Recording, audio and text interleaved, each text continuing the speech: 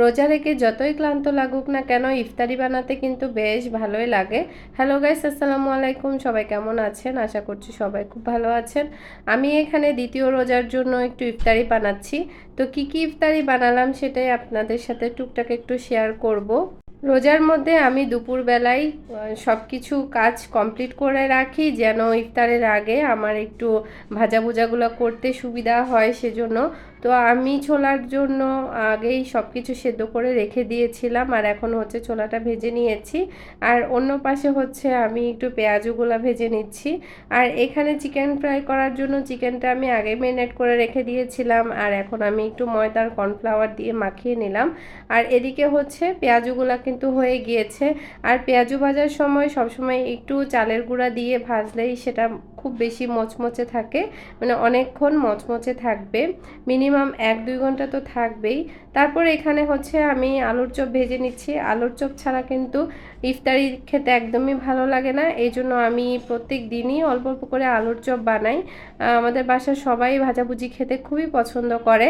আমি একই ব্যাটারে আলুর চপ আর বেগুনি ভেজে নিলাম। আমি এখানে আলুর চপগুলো ভাজার পর আমি এখানে বেগুনিগুলো ভেজে নিচ্ছি। আলুর চপ কিন্তু আমি বেগুনির যে ব্যাটারটা তৈরি করি সেই ব্যাটারের মধ্যেই চুবিয়ে ভেজে ফেলি, সেটাও খেতে কিন্তু খুবই মজা হয়। আবার অনেকে ব্রেড ক্রাম্ব দিয়ে গুঁড়িয়ে তারপরেও কিন্তু ভাজে, সেটাও মজা। তো আমি সহজ হওয়ার জন্যই হচ্ছে বেগুনির ব্যাটারের মধ্যেই আমি আলুর চপটা ভাজি করে ফেলি। আর এ পর্যায়ে হচ্ছে আমি চিকেন ফ্রাইটা একটু ভাজি করে নিচ্ছি।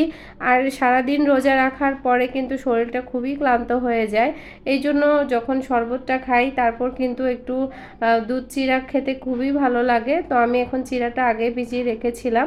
তারপর এখানে হচ্ছে আমি কলা, গুঁড়া দুধ, চিনি সব কিছু একসাথে দিয়ে ভালো মতো এখন একটু হাত দিয়ে মাখিয়ে নিচ্ছি। এটা যত বেশি গুঁড়া দুধ দেওয়া হবে ততই কিন্তু খেতে অনেক বেশি মজা লাগে।